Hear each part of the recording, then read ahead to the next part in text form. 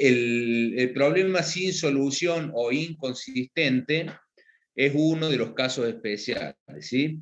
En el simplex, ustedes lo detectan porque han llegado a la última tabla, o sea, han llegado al óptimo, es decir, en el CJ menos ZJ, todo valores negativos o nulos, y aparece la variable artificial a la base con un valor igual a 0, ¿sí? Creo que también lo dije eso, pero bueno, lo repito. El caso sin solución o inconsistente es ese, digamos, ¿no? Es uno de los casos especiales. Digamos, generalmente hay algo mal planteado o bueno, o lo que se le está exigiendo al modelo no se puede cumplir. Y gráficamente se ve porque no se forma el polígono de soluciones, ¿sí? Ese es uno de los casos especiales. El otro caso especial es el problema que tiene infinitas soluciones, ¿sí? Este es el caso, fíjense, acá tenemos un problema con 4 restricciones, 2 que son menor o igual y una mayor o igual, ¿sí? Si nosotros lo graficamos, fíjense, este es el gráfico del problema anterior, ¿sí? Entonces, acá se da que una de las restricciones, fíjense, la primera restricción que tiene 5x1 más 5x2 menor o igual a 100, si ustedes despejan en función de x2, se van a dar cuenta que coincide la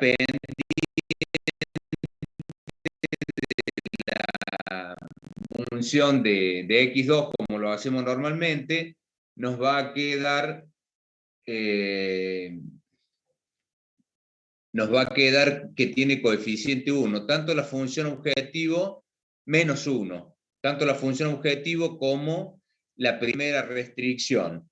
Entonces, cuando ustedes trazan la curva de isoutilidad, en este caso, que es lo que ustedes tienen en rojo, ¿sí? Coincide con la pendiente de esa restricción, digamos, con la primera restricción. Con lo cual, si uno de los puntos está sobre, digamos, el óptimo está sobre la recta, la primera restricción, se va a dar que todos los puntos, en este caso, desde C hasta D, acá estaba un poquito cortado, pero al coincidir la pendiente de la recta de la curva de isoutilidad con la pendiente de la primera restricción, tenemos que la combinación lineal de esos dos puntos también es solución óptima, ¿sí? Entonces, se dan cuenta gráficamente cuando coincide la pendiente de la función objetivo con la pendiente de esa restricción. Fíjense que yo acá tengo la tercera restricción. Fíjense que si yo despejase en función de x2, también tiene la misma pendiente, ¿no? Pero fíjense, acá en la recta son los puntos F y H. Como el problema era de maximización, o sea, no es cualquier recta que tenga la misma pendiente, sino que, bueno, hay que ver si es de maximización o de minimización. En el caso de que fuese de minimización, ya los óptimos serían F y H, ¿sí? Entonces, de esa forma, digamos, se dan cuenta, ¿sí? Que tiene infinitas soluciones. Y en el simplex, ¿sí? Se van a dar cuenta porque fíjense que lo que tienen ahí encerrado con el círculo rojo es 0 y tiene la particularidad que ese 4 no está a la base. Entonces, en el simplex, ustedes se dan cuenta que el problema tiene infinitas soluciones cuando hay un 0 en el CJ menos ZJ a la altura de una variable no básica, ¿sí? En este caso, S4. Es decir, que yo podría poner a la base S4 y obtendría otra solución que tiene el mismo valor de la función objetivo. ¿Se entiende, chicos?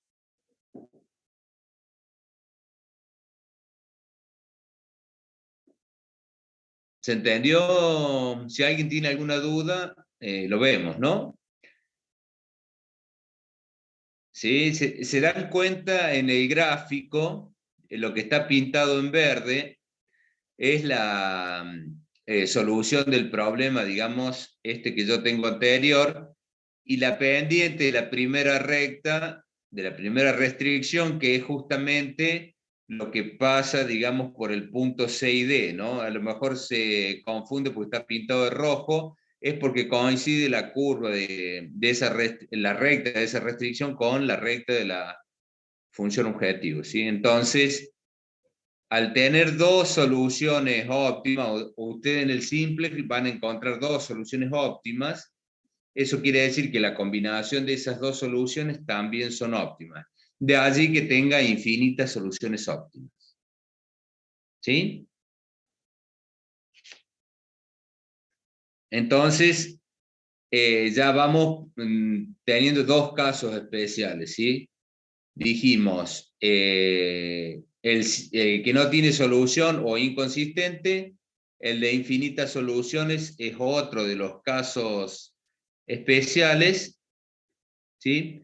Y después tenemos también el problema degenerado, ¿sí? Este problema que ustedes tienen ahí, maximizar z 10x1 más 6x2 sujeto a 8x1 más 4x2 menor o igual a 20, 8x1 más 2x2 menor o igual a 20, 2x1 más 2x2 menor o igual a 8.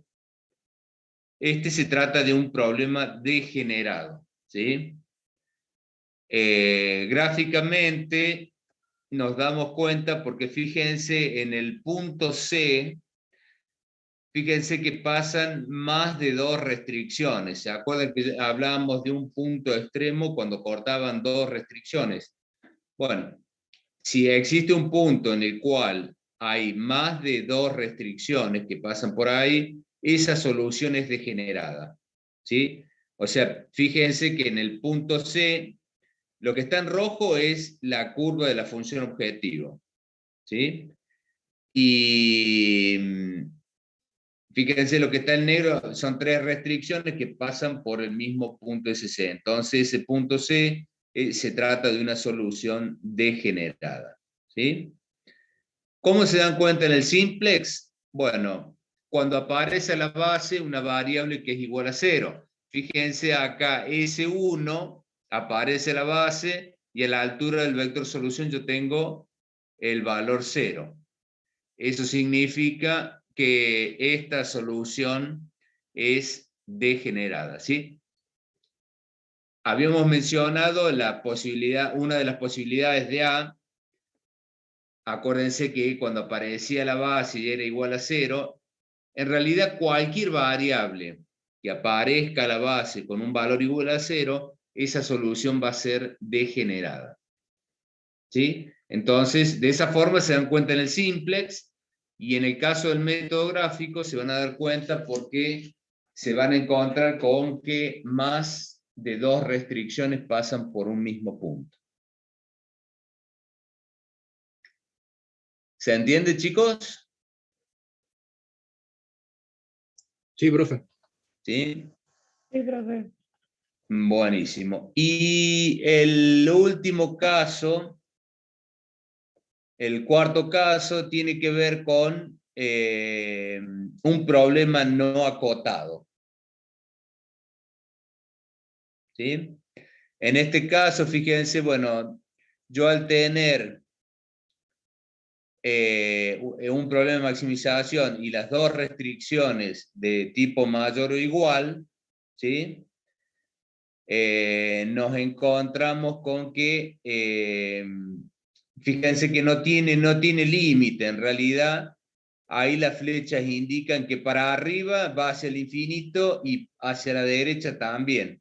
Entonces ustedes cuando trazan paralelas para encontrar el punto extremo, no lo alcanzan, digamos, porque hay infinitos puntos y no encuentran el máximo. Entonces, así se dan cuenta, digamos, por el método gráfico, ¿no? No tiene límite el gráfico, ¿sí? Acá va para arriba y hacia la derecha hasta el infinito. Es lo que está indicando la flecha esa que ustedes tienen en verde, ¿sí? Y en el simplex, ¿sí? Se van a dar cuenta porque fíjense que ustedes, si el problema es de maximización, el CJ menos el ZJ, tenemos que son positivos, digamos, hay valores positivos, con lo cual este no es el óptimo. Si tomamos el más positivo, que es el 30, que está a la altura de S1, fíjense que cuando yo voy a calcular el θ, para saber cuál es la variable que se va de la base, ¿qué es lo que pasa? Si hago 60 sobre menos 1, habíamos dicho que ese valor no se tenía en cuenta, ¿sí? Y después me queda 12 sobre 0, va a ser un valor muy grande, o sea, no puedo identificar cuál es la variable que se va de la base. Con lo cual, ahí se nos presenta una dificultad, digamos, ¿no? No podría sacar ninguna variable porque no sé, digamos, una es muy grande y la otra está dividido por un valor negativo, ¿sí? Y si tomamos S2 pasa lo mismo. Tengo 0, uno sería 60 sobre 0 y el otro sería 12 dividido menos 1, ¿sí? Entonces, esa es la forma de darse cuenta si se trata de un problema no acotado, ¿sí? No saben qué variable sacar de la base. Y en algunos casos puede darse que, digamos, uno resuelve y nunca encuentra el óptimo, entra como en un círculo vicioso, le hace sacar y meter las mismas variables. Todo problema de programación lineal se tiene que resolver a lo sumo en m pasos. M, acuérdense, es la cantidad de restricciones, ¿sí? Entonces, desde la primera tabla a la segunda hay un paso, ¿sí? Entonces, si vamos contando a lo sumo, si tengo 3 restricciones, lo voy a resolver como máximo en la cuarta tabla, ¿sí? Si no lo resolví en esa cuarta tabla, también es un indicio que nos da que se trata, digamos, de un problema no acotado, ¿sí? Estos Ingeniero, son los casos especiales de la programación lineal. Sí, no sé quién quería preguntar algo. no, yo, en el caso de ese ejemplo, usted cuando ya ve las restricciones, que es x1 mayor o igual a 60, x2 mayor o igual que 2, ya se da cuenta que es problema no acotado. Claro, sí, sí, porque en un problema de maximización tendría que haber, digamos, una restricción por lo menos menor o igual. En el caso que nos lleguen a tomar un ejercicio así, hacemos el primer paso para comprobarlo. Y digamos, si a ustedes les toca, tendrían que graficarlo, digamos, como para darse una idea, para ver si se trata o no de un problema no acotado, digamos, ¿no? Creo que si ustedes, digamos, les puedes dar una tabla de simplex preguntándole qué características tiene este problema. O le puede dar el gráfico o la tabla esa. Entonces, si tiene valores positivos en el CJ menos ZJ y vemos que al querer entrar la variable, ya sea S1 o S2, tenemos dificultad para saber cuál variable se va, entonces ya nos está indicando que el problema se trata de un problema no acotado. ¿Sí? Perfecto. Sí, sí, perfecto. No te va a hacer generalmente resolver uno, como yo les digo, completo, pero sí les puede dar o el gráfico o la tabla de simplex y ustedes deberían darse cuenta, digamos, de qué se trata. Por eso mostramos, digamos, la situación tanto para el gráfico como para el método simplex. ¿Sí? O sea, en todas, fíjense, este es el problema no acotado. Entonces, en el problema no acotado no pueden identificar cuál es la variable que se va. En el problema, a ver, denme un segundito, a ver si me deja, quiero volver a... Ahí está. Fíjense que en el problema degenerado yo tengo una variable que está a la base igual a 0 en el simplex. O sea, se pueden dar cuenta tanto en el simplex como en el, digamos, en el método gráfico. ¿Sí? En el método gráfico se dan cuenta, dijimos que era degenerado cuando más de dos restricciones pasan por un mismo punto. Esa solución va a ser degenerada. En el caso de un problema con infinitas soluciones, también se pueden dar... No les va a hacer resolver un ejemplo para que ustedes resuelvan y digan qué características tiene, sino que les va a dar algo como lo que ustedes tienen acá y bueno, que ustedes sepan cómo darse cuenta, digamos, de qué tipo de caso especial se trata. ¿Sí?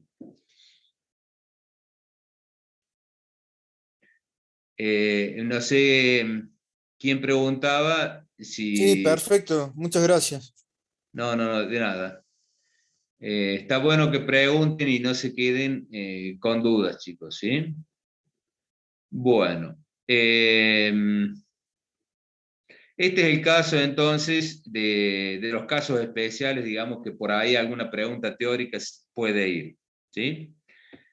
El siguiente tema que vamos a ver tiene que ver con conocer, digamos, cada uno de los elementos que aparecen en la tabla del simplex, qué es lo previo que necesitamos para después meternos en la parte de sensibilidad.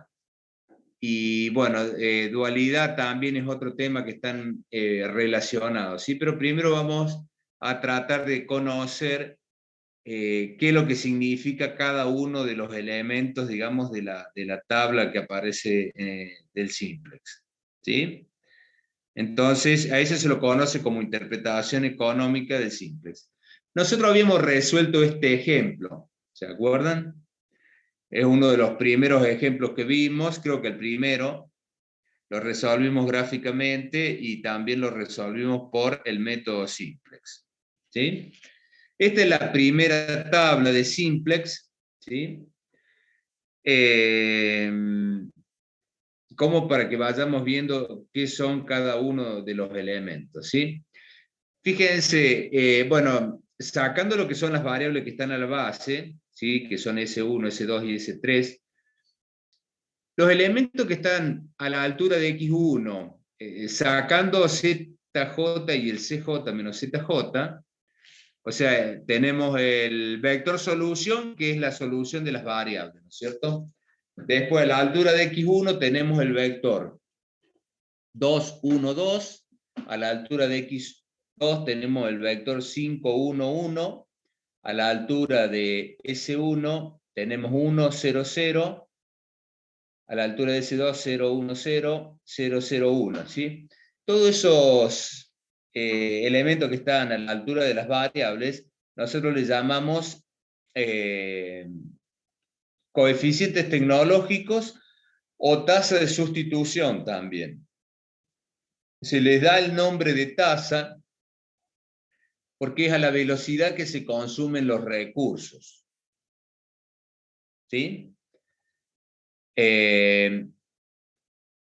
Entonces se le denomina tasa de sustitución y genéricamente se los conoce como lambda y j. ¿Sí? Lo que tengo a la altura del ZJ, ¿sí?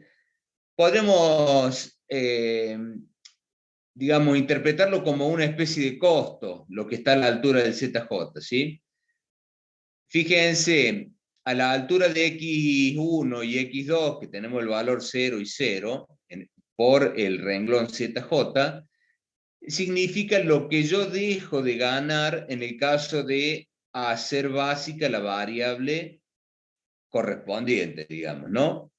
Y el CJ menos el ZJ representa la contribución neta, digamos, ¿sí?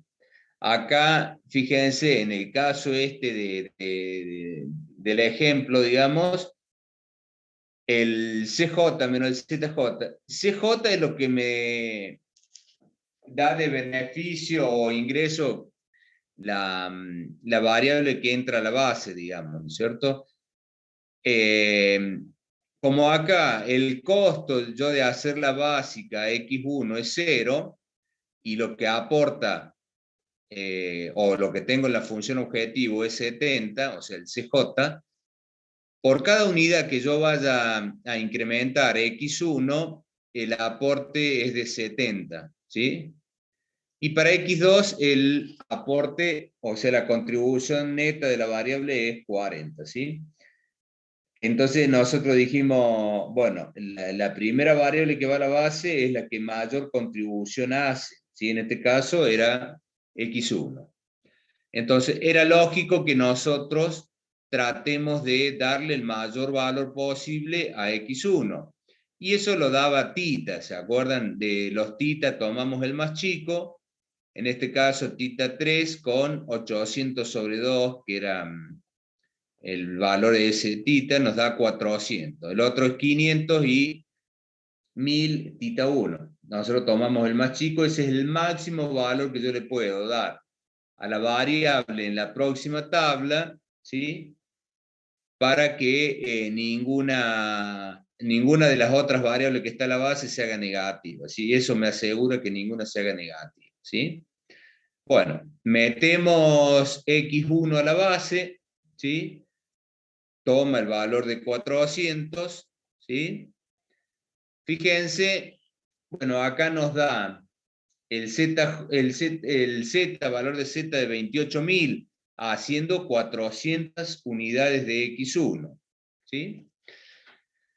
Como se ve ahí en la tabla, no aparece ese 3, ¿sí? ¿Se acuerdan? La primera restricción era de la materia prima, o sea, había disponible 2.000 unidades de materia prima. S2 eran la segunda restricción correspondía a las horas de mano de obra y la tercera restricción correspondía a las horas máquinas, ¿sí?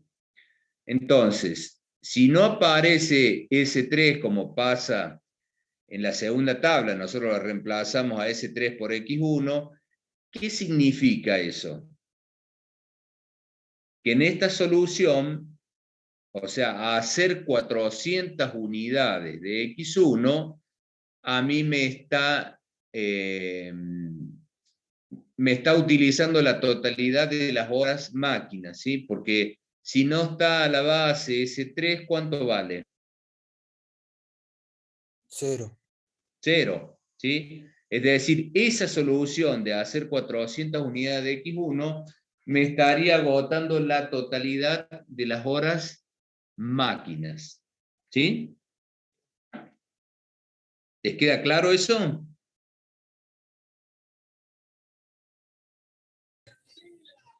¿Sí?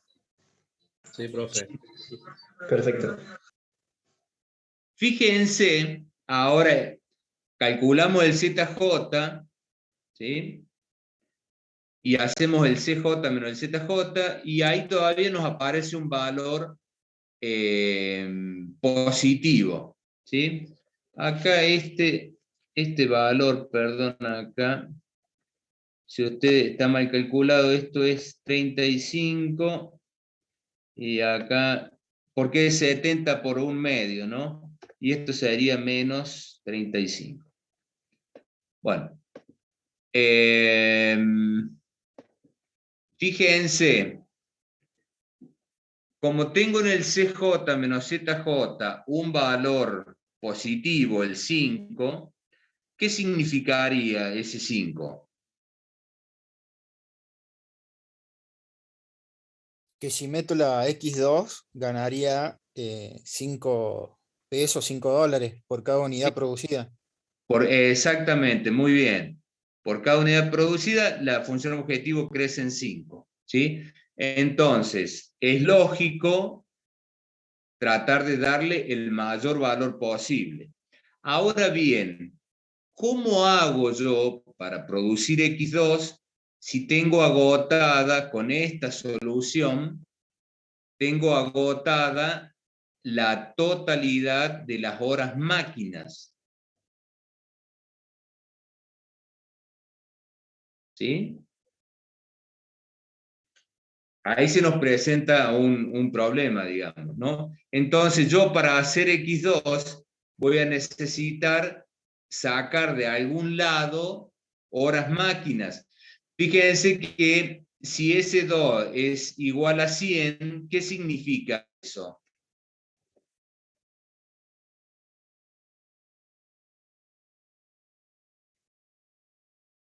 Tengo sobrante de 100 unidades de horas de mano de obra. S2, acuérdense, está asociado a la segunda restricción. ¿Sí? ¿Se acuerdan? A ver, vuelvo al ejemplo.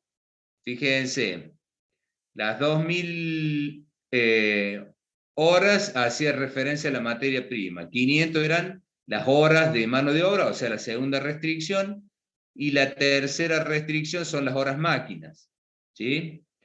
Como dije recién, yo acá, en esta solución, no me aparece ese 3, con lo cual, a hacer 400 unidades de X1, me está diciendo que estoy agotando la totalidad de las horas máquinas. ¿Sí? Entonces, si yo tengo que hacer X2, ¿sí? ¿De dónde saco horas, horas máquinas? Fíjense, si ustedes ven el producto 2, necesita 5 unidades de materia prima, una unidad de mano de obra y una unidad de horas máquinas. ¿Sí? O sea, materia prima y horas de mano de obra tenemos, pero las horas máquinas se agotaron. ¿Sí? ¿Estamos de acuerdo? Sí. Bueno, fíjense una cuestión. Yo a la altura de X2, ahí lo que está pintado en amarillo, tengo 4, un medio y un medio. Esos lambda y j, ¿sí? que están ahí en amarillo, representarían, digamos, el sacrificio que yo tengo que hacer para producir una unidad de X2. ¿Sí? Es decir, si yo hago una unidad de X2, voy a utilizar 4 horas del sobrante de las 1200 unidades de materia prima, ¿sí? Voy a utilizar media hora, media unidad de S2, ¿sí? O sea, del sobrante de las horas de mano de obra, y voy a tener que sacrificar media unidad de X1. ¿Sí? Fíjense cuántas horas máquina necesito para hacer una unidad de X2. Ahí tienen el modelo, ¿no? Y necesito una hora máquina. Una hora máquina. Como X1 utiliza 2 horas, yo que sacrifique media unidad de X1, ¿cuántas horas de máquina se libera?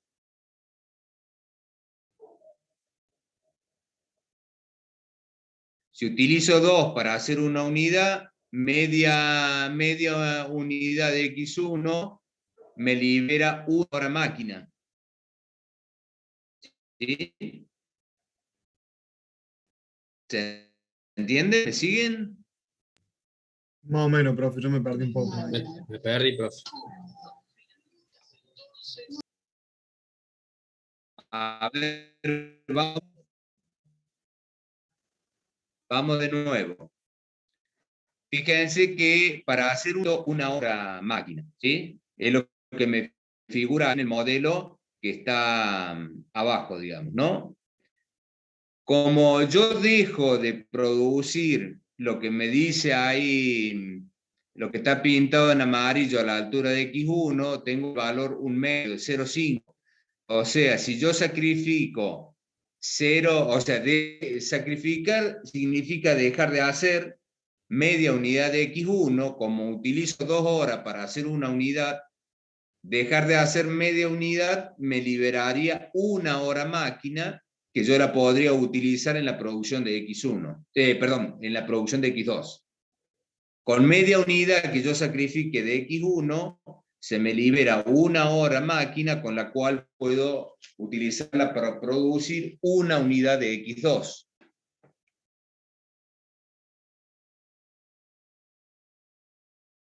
¿Se entiende? Sí, ahí se entendió un poco mejor, profe.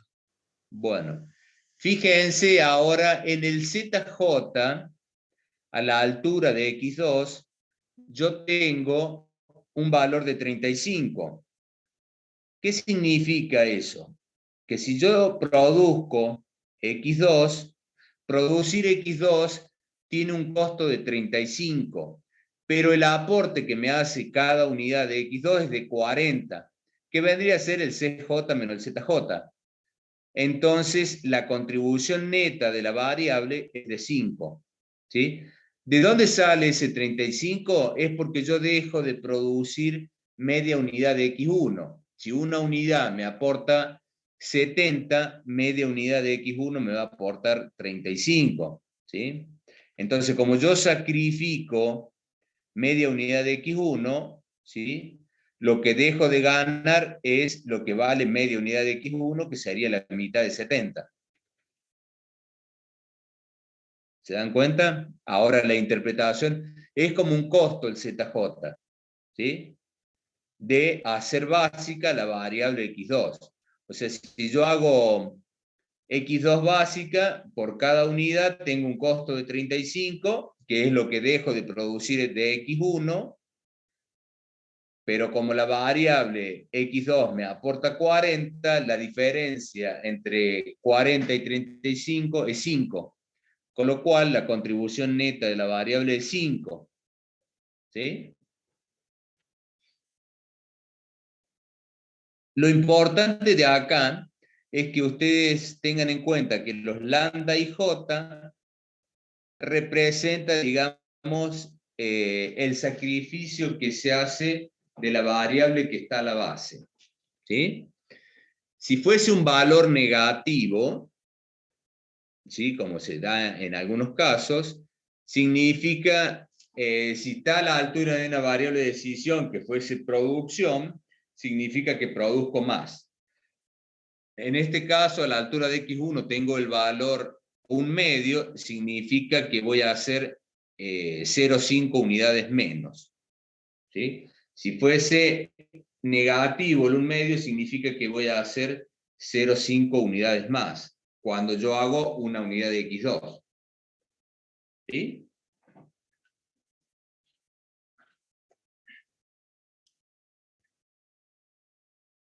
Bueno, para fabricar una unidad del producto 2, debo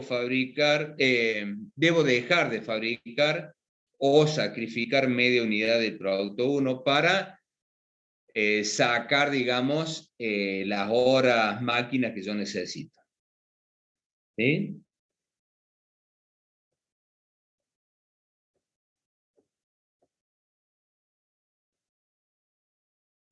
Bueno, es lógico, ¿sí? Que como la contribución neta de X2 es de 5 pesos, ¿sí? tendría que tratar de hacer la mayor cantidad posible, ¿sí? de X2, ¿sí? Y bueno, ¿qué cantidad máxima voy a poder hacer de X2? Y justamente tiene que ver con el valor de tita, de todos los titas, el valor más chico, ¿sí? Acuérdense que, digamos, fíjense, si voy a volver si yo vuelvo a la tabla anterior, ¿sí?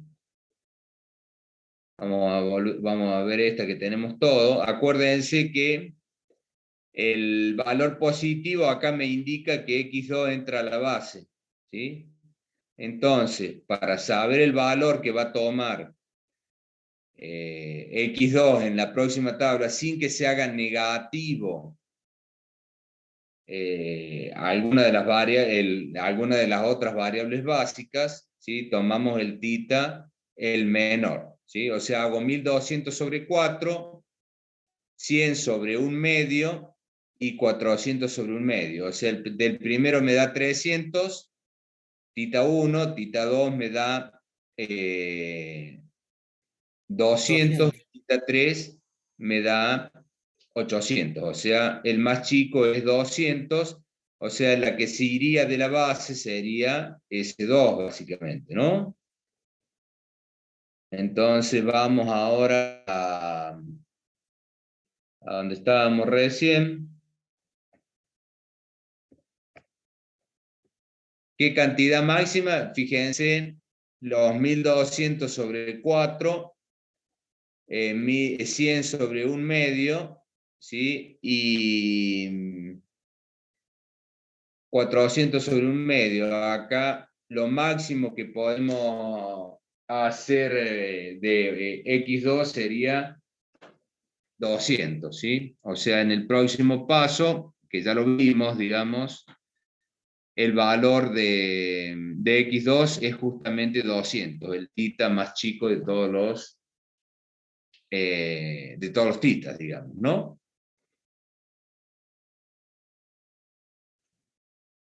Sí, profe. ¿Sí? Bueno, yo conociendo el valor que va a tomar la variable, ¿sí? Fíjense que el 0,5, el 4 y 1/2 es justamente el vector que estaba a la altura de X2.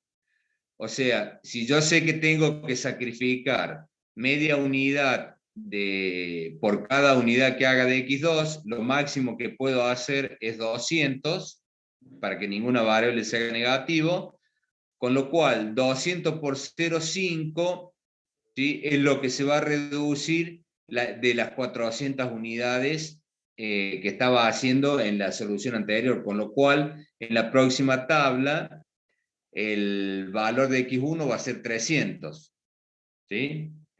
X2, 200, que es el máximo valor que podemos hacer de X2. S1, fíjense que, acuérdense que tomábamos 4 unidades del sobrante si hacemos por cada unidad que yo haga de X2. Por lo tanto, 200 por 4 me da 800, se lo resto a 1200 y me da el valor de 4, ¿sí? Y también sacrificaba media unidad de hora de mano de obra. Por 200 me da 100, 100 menos 100, 0. Esto significa, toma el valor de 0 porque ese 2 se va de la base en definitiva, ¿sí? Con lo cual yo estaría utilizando los recursos de horas en la solución esta de hacer 300 unidades de X1 y 200 unidades de X2, estoy utilizando la totalidad de horas de mano de obra y la totalidad de horas máquina, ¿sí? Y ese 1 toma el valor de 400, ¿sí?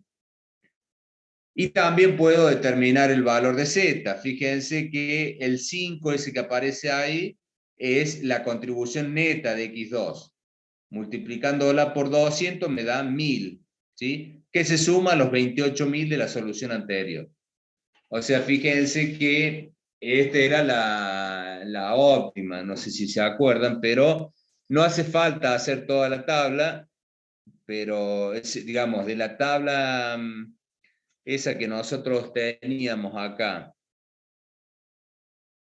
de esta tabla, ¿sí? Yo podría, en función del vector que está a la altura de x2, calcular los nuevos valores de las variables, ¿sí? Y el nuevo valor que tendría la función objetivo sin hacer la tabla completa, ¿no? Esto era para darle un poco el pantallazo general, digamos, de lo que sería el significado que tiene cada uno de los valores eso que tenemos nosotros en la tabla del simplex. ¿Sí? ¿Estamos? Esto es lo que nosotros necesitamos saber, digamos, un poco para lo que es previo al simplex, digamos, ¿no? Y nosotros habíamos hecho como tabla definitiva, esta era la última tabla, fíjense que en el CJ menos el ZJ son todos los valores nulos o negativos, ¿sí? Y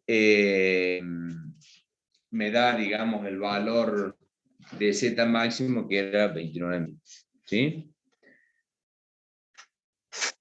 No sé si hay alguna consulta, alguna pregunta. Profe, si yo cuando lo planteo en la primera tabla, ya directamente viendo los valores, hago esa interpretación económica y ya no necesito hacer ninguna tabla de simplex. Lo puedo deducir todo de la primera tabla.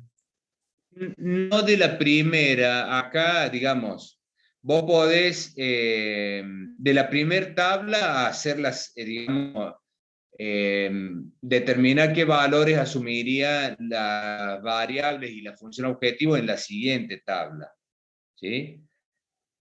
Nosotros utilizamos la segunda tabla, hicimos de la segunda tabla, deducimos los valores que va a tener en la tercera tabla, o sea, porque esta es la tabla definitiva. Fíjense que yo tengo acá esta tabla, nosotros partimos de la segunda tabla, ¿sí? O sea, yo siempre, si tengo una tabla anterior, puedo saber los valores de las variables de la siguiente. Lo que no sé si es la óptima. Si no hago la tabla definitiva completa, como fíjense, de la segunda tabla acá, esta es la tercera. Yo para saber si es la óptima tengo que calcular el CJ menos ZJ para ver, en el caso de que el problema sea de maximización, todos los valores que están en el CJ menos ZJ tienen que ser nulos o negativos. ¿Sí? ¿Se dan cuenta, chicos, lo que dije?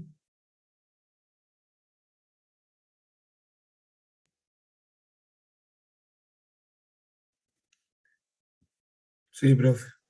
Sí, bueno, la idea, digamos, esta interpretación económica es para, digamos, es el paso previo que necesitamos para saber qué significado tienen todos esos valores, para después hacer lo que es el análisis de sensibilidad y dualidad, digamos, ¿sí? Que son los temas, los próximos temas. Ahora tenemos tiempo, podemos armar lo que es lo que se conoce como dualidad. Que también conocer dualidad, ya van a ver, es también después nos ayuda con lo que es la parte sensibilidad. ¿Sí? ¿Alguna consulta? ¿Alguna pregunta?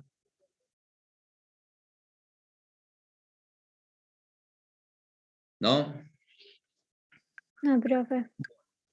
Buenísimo. Esto es entonces la interpretación económica. Lo siguiente que vamos a ver es la parte de dualidad. ¿Sí? Fíjense, Acá tengo el problema original, lo que nosotros llamamos primal. ¿Sí? Este es el problema base, digamos, ¿sí? Bueno, asociado a todo problema de programación lineal, existe otro, que es el que está abajo, que nosotros le llamamos dual. ¿Sí? ¿Cómo se construye ese modelo que está abajo? Si el primal es de maximización, el dual va a ser de minimización. ¿Sí? Acá, fíjense, nosotros le llamamos minimizar G. ¿Por qué? Porque tiene una función distinta a la que está arriba, que era maximizar Z. ¿Sí? Entonces, por eso, asociado a un problema de maximización, existe otro que va a ser de minimización. ¿Sí? Fíjense, en el primal, lo que yo tengo en el lado derecho, ¿sí? Pasan a ser coeficientes de la función objetivo en el dual. O sea, fíjense, voy a tener minimizar G, 2000, cambia la variable, porque acá vamos a tener otra variable, ¿sí? La cantidad de restricciones me va a determinar la cantidad de variables que yo voy a tener en el dual. O sea, la cantidad de restricciones en el primal me determina la cantidad de variables que va a tener el dual. En este caso, como tenemos 3 restricciones, va a haber 3 variables. Nosotros, para diferenciar las de X, las llamamos Y a la del dual. ¿Sí? Entonces, el 2000 es el primer lado derecho, es el lado derecho de la primera restricción. Por Y1 más 500, que es el lado derecho de la segunda restricción del primal, multiplicado por Y2 más 800, que corresponde al lado derecho de la tercera restricción, por Y3. ¿Sí? Y va a estar sujeto a una serie de restricciones, digamos, ¿no? Fíjense que lo que yo tengo como columna a la altura de X1, o sea, el vector 2, 1, 2, ¿sí? En el dual va a pasar a ser coeficiente de la primera restricción. Fíjense que tengo 2 por Y1 más 1 por Y2 más 2 por Y3. O sea, el 2, 1, 2 corresponde a lo que estaba a la altura de X1. ¿Sí?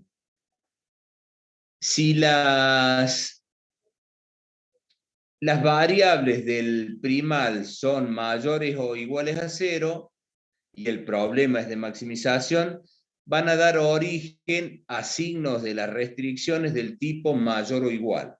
¿Sí? Como X1 y X2 son los dos mayores o iguales, las restricciones del dual van a ser mayor o igual. ¿Sí? Si el problema primal era de maximización. Entonces, lo que yo tengo como coeficientes en la función objetivo del primal pasan a ser valor del lado derecho del dual. ¿Sí? Fíjense en la segunda columna que corresponde a X2, el vector S es 5, 1, 1. ¿Sí? Y me aparece como fila ahí, 5 por Y1 más 1 por Y2 más 1 por Y3, mayor o igual al coeficiente que corresponde a X2. O sea, mayor o igual a 40. ¿Sí? Y los signos de las restricciones del primal me van a dar los signos que van a tener las variables en el dual. ¿Sí? Si el problema es de maximización y las restricciones están expresadas en su forma canónica, es decir, que los signos de las restricciones van a tener la forma menor o igual en el problema de maximización, va a dar origen a valores de las variables, ¿sí?, mayores o iguales a 0 en el dual. Qué lío, ¿no? No es tanto, parece, porque lo estoy hablando. Ya vamos a ver, hay una tablita que todo lo que les estoy diciendo se los dice esa tabla. Ya la vamos a repasar. Lo importante es que ustedes sepan que asociado a todo problema de programación lineal existe otro, ¿sí? Que nosotros le llamamos dual, ¿sí? Y se construye de la forma esta que les acabo de dar, digamos, ¿sí? ¿Qué ventaja tiene? Bueno, acá la variable y tiene que ver con, se lo conoce como variable dual, ¿sí? Y toda la información que está en la tabla que nosotros habíamos resuelto en la última tabla del simplex, también se puede sacar la misma información para el dual, ¿sí? Lo que yo tengo acá como Y1, Y2 y Y3, fíjense si vamos a este, tiene que ver con lo que está a la altura del CJ menos ZJ de las variables de holgura. Es decir, fíjense que acá a la altura de S1 en el CJ menos ZJ tengo el valor de 0, menos 10 a la altura de S2 y menos 30 a la altura de S3. Estos valores que tienen ahí van a ser los valores de las variables del dual. Es decir, cambio de signo, digamos, ¿no? O sea, es decir, Y1 toma el valor de 0, Y2 toma el valor de 10 y Y3 tomaría el valor de 30. ¿Sí? Y1 0, Y2 10 y Y3 30. Y el valor de la función objetivo va a ser el mismo, 29.000.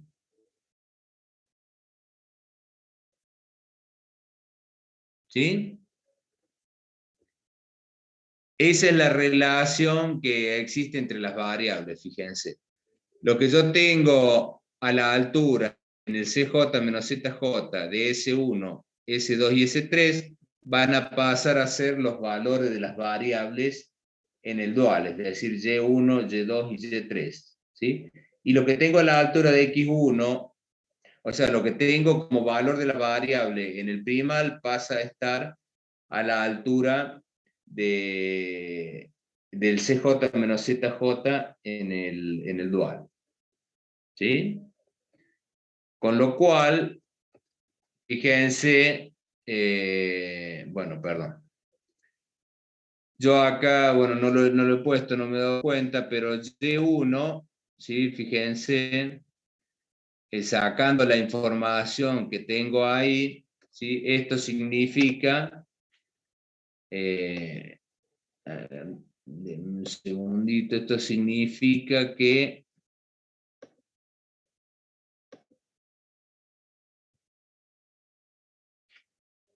voy a decir una cosa, le voy a poner los valores de las variables acá, ¿sí? Esto significa que Y1 va a ser igual, Y1 va a ser igual a 0, fíjense, porque en el CJ menos ZJ la altura de S1 tiene el valor de 0. ¿Sí? En el caso de Y2, fíjense, a la altura de Y2, en el CJ menos ZJ tengo el valor de menos 10, cambiado de signo es 10, ¿sí? Y a la altura de Y3 tengo, o sea, el valor de la variable Y3 corresponde a lo que tengo a la altura de S3 en el CJ menos ZJ, cambio de signo, es decir, esto es 30, ¿sí?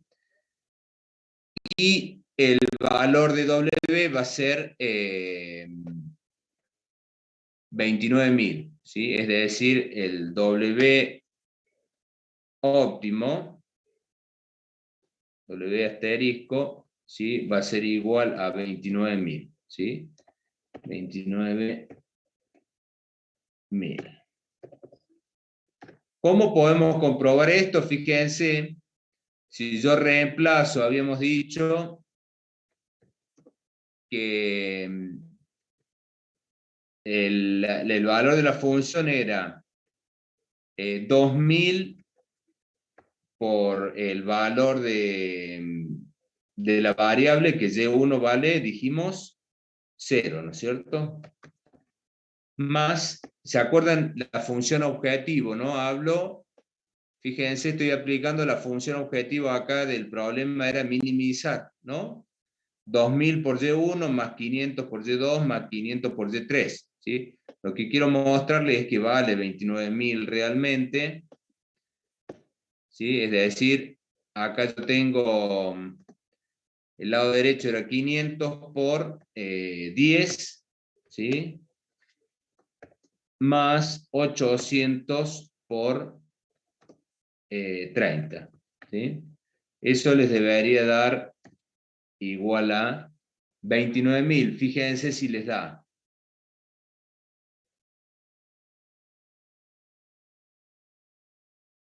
O sea, acá para que corroboren, digamos, los valores de las variables y que, bueno, va a dar 29.000 nada más, ¿sí? Sí, sí, da, profe. ¿Está? O sea, es para que, digamos, siempre el W va a tener el mismo valor que Z, digamos, ¿sí? No más que uno un problema de maximización y el otro es un problema de minimización. ¿Sí? Sí, profe, se entendió. Sí, se Bueno, entendió, profe. ¿se entendió? Bueno, fíjense, acá hay una tablita. Esta tablita ustedes la pueden dar. Voy a borrar esto. Fíjense, nosotros, el problema, el prima que teníamos recién, se trataba de un problema de máximo, ¿sí? Entonces, esto resume un poquito lo que hablamos, ¿sí? Fíjense, si el primal es un problema de máximo, ¿sí? El dual va a ser de mínimo. ¿Estamos? Si los valores de las variables son en el primal son mayor o igual, ¿sí? Van a dar origen a signos en el dual del tipo, o sea, el signo de las restricciones va a ser del tipo mayor o igual, ¿sí? Si los valores de las variables en el primal tienen la forma menor o igual, es decir, son negativos o cero, dan origen a signos de las restricciones en el dual tipo menor o igual, ¿sí? Si las variables no tienen, digamos, no tienen restricción de signo, o sea, es decir, que pueden tomar valores positivos o negativos, ¿sí? Eso va a dar origen a signos de las restricciones en el dual del tipo igual, ¿sí? En el caso de que, digamos, acá hablamos de las variables. Las restricciones, si el primal es de máximo y son de menor o igual, dan origen, fíjense en el dual acá, a valores de las variables mayores o iguales a 0. ¿Sí? Si el signo de la restricción en el primal, que se trata de un problema de máximo, tiene la forma mayor o igual, van a dar origen a valores de las variables en el dual menor o igual. ¿Sí? Y en el caso que yo tenga restricciones de exactamente igual, van a dar origen a valores de las variables en el dual sin restricción de signo. ¿Sí? Bueno, entonces yo esto, acá lo vi como si el primal es de maximización, ¿sí? También a esta tabla la puedo ver como si el primal es de mínimo, me voy a encontrar en esta situación. Fíjense, se interpreta de las dos formas, digamos, ¿no? Si yo el primal es de mínimo, ¿sí? El dual va a ser de máximo. ¿Estamos? ¿Me siguen, chicos, como cómo se interpreta esta tabla?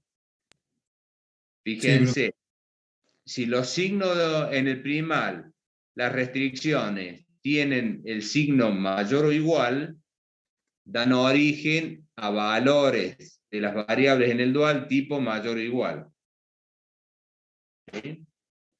Si en el primal, que es un problema mínimo, tiene la restricción el signo menor o igual, dan origen a signos en las variables del tipo menor o igual. ¿Sí? Y si las restricciones son exactamente igual, dan origen, hablando del primal, dan origen a valores de las variables sin restricción de signo, es decir, que pueden tomar tanto valores positivos como negativos. ¿Sí? Y bueno, para las variables, si en el primal yo tengo variables mayores o iguales a 0, dan origen a restricciones en el dual del tipo menor o igual. ¿Sí? Y en el caso de que yo tenga variables menor o igual a 0, dan origen a restricciones en el dual con el signo mayor o igual. Y si las variables en el primal son sin restricción, ¿sí?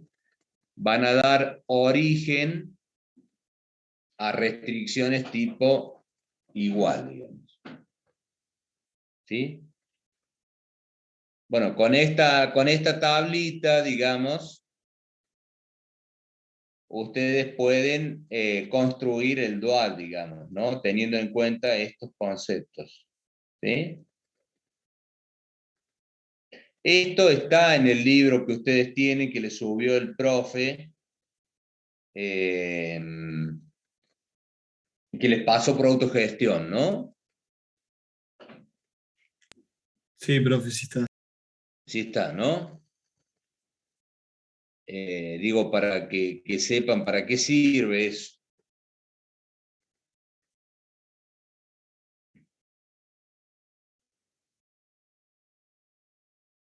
¿Se dan cuenta? Bueno,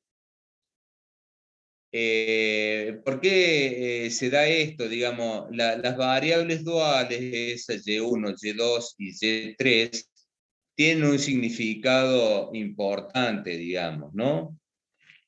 ¿Qué significado tiene el de las variables Y1, Y2 y Y3? Es lo que contribuye, ¿sí?, a la función objetivo un aumento del lado derecho de la restricción a la que están asociadas. ¿Sí? Fíjense, voy a ir a la última tabla, esta que nosotros teníamos acá. ¿Qué acabo de decir? ¿Qué acabo de decir? Fíjense. O sea, el valor de las variables, dijimos duales, están, o sea, duales me refiero a Y1, Y2 y Y3, ¿no? Están a la altura del CJ menos ZJ, cambio de signo, digamos. El 0, bueno, no tiene signo, ¿no? Entonces, antes de decirle esto, acuérdense, yo en algún momento les dije cuál era el significado de, digamos, de las restricciones limitantes y no limitantes. ¿Sí? ¿Cuándo una restricción era limitante, se acuerdan?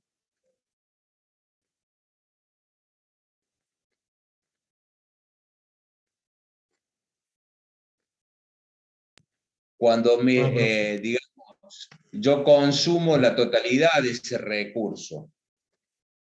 ¿Sí? Entonces, si yo acá, fíjense, S2 y S3 no me aparece a la base, ¿qué significa? Si S2 y S3 no aparecen a la base.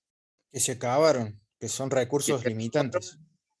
Claro, o sea, las horas de mano de obra, o sea, S2 está asociado a la mano de obra y S3 a las horas máquina. Al ser 0, eso significa que yo no tengo sobrante. Cuando hago 200 unidades de X2 y 300 unidades de X1, estoy agotando las horas de mano de obra y las horas máquina, ¿sí? Con lo cual esas dos restricciones, o sea, S2, no son limitantes no son las variables, sino que las limitantes son las restricciones. En este caso son R2 y R3, es decir, las horas máquinas y las horas de mano de obra. Son las limitantes. Como S1 acá me aparece a la base, ¿sí? Con un valor de 400, eso significa que de materia prima tengo un sobrante de 400 unidades, ¿sí? Con lo cual, la materia prima sería no limitante. Bueno, esto de limitante, no limitante, o sea, fíjense que si yo aumento la materia prima, como tengo un sobrante de 400 unidades, ¿qué va a pasar si aumento la materia prima? Originariamente tenía 2000. Si yo aumento, me aumenta el sobrante, ¿sí? No me va a permitir producir más. Ahora, si yo quiero producir más, ¿qué debería hacer? Tratar de incrementar las restricciones que son limitantes, ¿sí?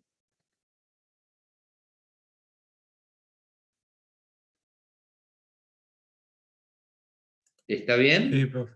Sí, Sí. sí. Bueno. Por cada unidad adicional de horas de mano de obra, ese 10 que estaba relacionado, con el valor de la variable dual, eso significa que si yo aumento en una unidad la hora de mano de obra, mi función objetivo crece en 10. Ese 10 ahí, que está a la altura del CJ menos el ZJ, cambiado de signo, eso significa que la función objetivo incrementa en ese valor, se incrementa en ese valor. Y si aumento una hora de las horas máquinas, mi función objetivo va a crecer en 30. ¿Sí? Ahora bien, si a mí me disminuye la cantidad de horas de, tanto sea de mano de obra como máquina, si me disminuye es lógico que yo, en mi función objetivo, no voy a hacer el óptimo, con lo cual mi función objetivo se va a disminuir, ¿no? O sea, piensen en eso. ¿Sí? Por eso es importante este concepto de la variable dual. Es lo que me aporta la función objetivo ante un cambio unitario asociado al recurso que, valga la redundancia, esté asociado a esa variable dual, ¿sí? O sea, Y1 está relacionado con, digamos, S1, por lo tanto, con la materia prima. Y2 tiene que ver con S2 digamos, asociado a las horas de mano de obra, y S3 está relacionado con Y3, digamos, ¿sí? Ingeniero, o sea que si usted me diría ahí, ingrese una unidad más de S2, de I2 e I3, la SJ sería 29.040. Eh, a ver, no. No aumentar unidades de Y3.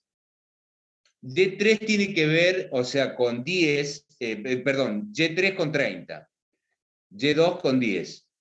O sea, ese 10 significa que si yo aumento una unidad de horas de mano de obra, mi función objetivo se incrementa en 10. Si yo aumento o sea, el lado derecho, digamos, de la restricción, ¿no? Si yo aumento el lado derecho en una unidad de las horas de máquina, mi función objetivo crece en 30. ¿Se dan cuenta? Vos dijiste, se aumentaba Y3, no. A ver, voy a traer Sí, denme un perdón, segundo. me expresé mal, quise decir eso, pero la función objetivo va a ser 29.040. Claro, no, 29.030. A ver, fíjense, quiero ir a la tabla que estaba recién. Eh,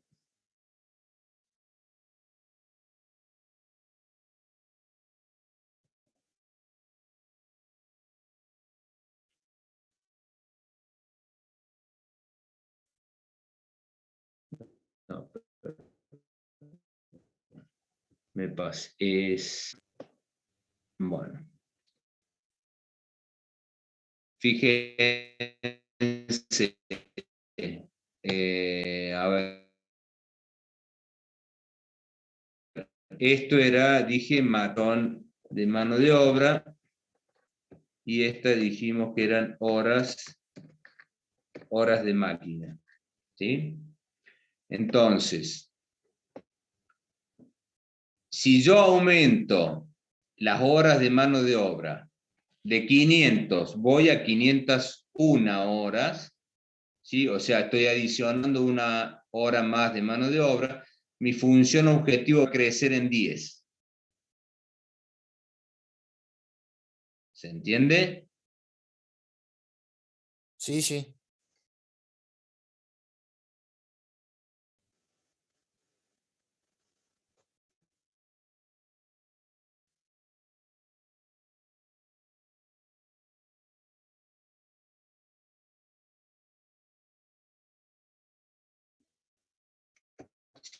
Si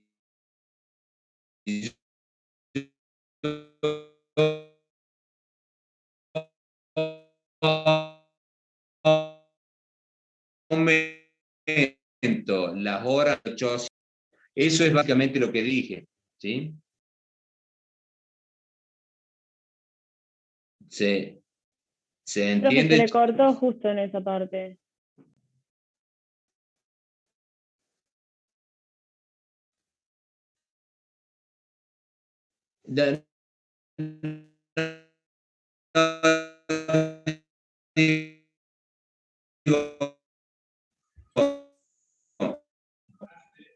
No se escucha, profe. Esto era, ¿sí? Tres tablas, ¿sí?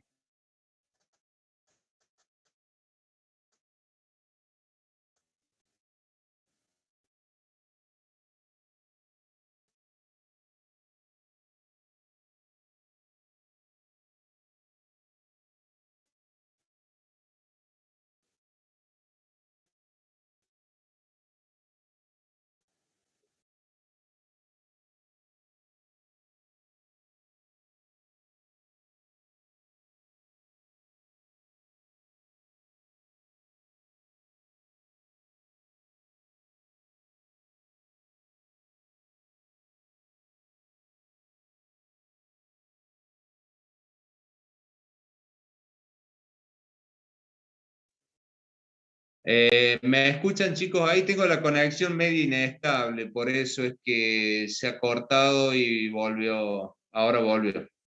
¿Me escuchan bien ahora? Sí, ahora sí, profe. Sí, ahora se la escucha. Disculpenme, tengo la conexión media que está media floja, no sé qué está pasando.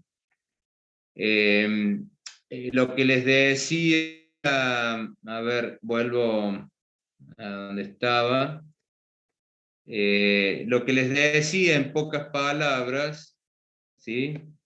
Es que, digamos, me interesa, una, que el concepto este de que sepan cuáles son las restricciones limitantes y cuáles son no limitantes. Eso por un lado. O sea, ¿por qué? Porque si yo quiero incrementar la producción, ¿sí? Voy a tener que aumentar los recursos que son limitantes. En este caso, dijimos horas de mano de obra y horas máquinas. Ahora, ¿qué impacto tiene cada unidad que yo adicione de mano de obra y máquina? Bueno, tiene que ver con el precio dual ese o el valor de la variable dual, ¿sí? Es decir, si yo aumento las horas de mano de obra en una unidad, o sea, por cada unidad que yo aumente el lado derecho de la mano de obra, o sea, la disponibilidad en definitiva de la mano de obra, mi función objetivo crece en 10. ¿Sí? Y cada unidad que yo aumente de horas máquina hace crecer la función objetivo en 30 pesos. ¿Sí? Si son pesos, digamos, ¿no? Con lo cual, digamos, bueno, voy a tratar de darle la mayor cantidad posible. Ya vamos a ver, cuando veamos el análisis de sensibilidad, la próxima clase, ¿sí? Ya vamos a saber qué cantidad puedo yo o me conviene aumentar tanto la mano de obra como las horas máquinas, ¿sí? Que son los recursos justamente limitantes. ¿Sí? ¿Se me entendió, chicos? Sí, profe, se entendió todo. Sí, sí, Muchas profe. gracias. Gracias. Ya la clase que viene seguimos con estas cosas, ¿sí? Esta es la primera, digamos, la primera, que recién estamos entrando, digamos, para llegar a lo que es el análisis de sensibilidad. Bueno, nos hace falta lo que es la interpretación económica y, bueno, lo que es la dualidad para interpretar el significado de las variables duales, ¿sí? Que también se los conoce como precio sombra, ya vamos a ver, pero el significado es ese. ¿Cuánto cambia la función objetivo ante un cambio unitario en el lado derecho de la restricción a la que están asociadas? ¿Sí? Profe, yo le hago una última preguntita. Sí. Estoy fallando en la lectura de la Y y la Z. Pues si podemos ver la filmina 13. Ahí vamos. Sí, esta es la 13. Porque yo, bueno, estoy familiarizado mucho con el primal y bueno, yo sé que X1 es lo que produzco del material 1, por ejemplo, la X2, el material 2 y las S serían eh, el excedente, ¿no? La holgura. Y Digamos, yo no hablaría de material porque material es un recurso. Hablaría de productos, X1 que claro, sea sí, sí. producto X1 y X2 el Y, producto 2. y Sí. S las variables de holgura de la materia prima, mano de obra o horas máquina. Y del otro lado, no sé cómo leerlo. A ver, lo que quiero decirles con la relación que existe, ¿sí? Es la siguiente. Digamos, lo que yo tengo a la altura del CJ menos el ZJ, a la altura de las variables de holgura, tiene que ver con los valores de las variables del dual. ¿Sí? Esa es la relación. Y lo que yo tengo como valores de X1 y X2 en el primal, lo van a encontrar ustedes a la altura del CJ menos el ZJ en el dual. Esa es la relación, es una relación que les quise mostrar nada más, digamos, ¿no? ¿Se dan cuenta? Sí, sí, me doy cuenta, pero si usted me dice, ¿qué es Y1? ¿Qué le digo yo a usted? Se conoce como variable dual, es decir, el significado que tiene es lo que se incrementaría la función objetivo, ¿sí? Ante un cambio unitario en el recurso, digamos, a la que están asociados, ¿sí? O sea, S1 tiene que ver, o Y1 tiene que ver con S1, Y2 con S2 y Y3 con S3. Es decir, si yo aumento el lado derecho, S1, acuérdense que estaba asociado a la materia prima. S2 está asociado a las horas de mano de obra y S3 a las horas máquina. Con lo cual, si yo aumento la materia prima, no tiene ningún impacto en la función objetivo. Sí, porque tenía sobrante, es lógico que no tenga impacto porque, digamos, si yo aumento el lado derecho voy a tener más sobrante. Si yo aumento las horas de máquina, perdón, las horas de mano de obra que tiene que ver con esos, ¿sí? La función objetivo va a crecer en ese valor de Y, que es 10. ¿Sí? Y si aumento las horas máquina, va a crecer el valor de la función objetivo en Y3, por cada unidad que yo adicione en el lado derecho de la restricción a la que están asociadas, ¿sí? Bueno, listo, perfecto, profe, muchas gracias. Digo, traten de ir leyendo un poco, porque yo sé que por ahí pareciera que no se entiende nada, pero ya van a ir viendo que con el tiempo, digamos, de todos modos, esto nosotros vamos a seguir hablando de lo que es la variable dual, del sobrante, restricciones limitantes. Ahora cuando veamos el análisis de sensibilidad, que es el próximo paso, ¿sí? El análisis de sensibilidad tiene que ver con yo digo acá, bueno, es conveniente aumentar el recurso de horas de mano de obra y horas máquina. ¿Hasta cuánto? Digan, ese hasta cuándo lo vamos a ver con el análisis de sensibilidad, digamos, ¿no? Vamos a determinar unos intervalos entre los cuales variar ese lado derecho, ¿sí? Todo este análisis nos va a servir para cuando nosotros tomemos resultados que te da, digamos, la salida de máquina. Vos cuando resolves el modelo de programación lineal con un software, te tira una serie de elementos, ¿sí? Que tiene que ver con todo esto, digamos, que nosotros estamos analizando, ¿sí? Entonces, por eso vemos todo esto. Después les van a encontrar un poco más de sentido a todo esto que estamos hablando ahora, ¿sí? Pero es muy importante que no se queden con lo que han visto, porque les puedo asegurar que deben haber agarrado muy poco el que ha agarrado algo.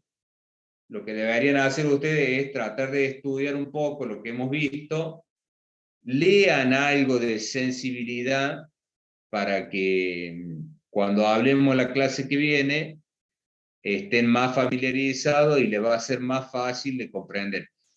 El análisis de sensibilidad es una de las partes más complicaditas, digamos, que tiene esto de programación lineal, pero nos permite interpretar los resultados que nos tira el software, digamos, ¿sí?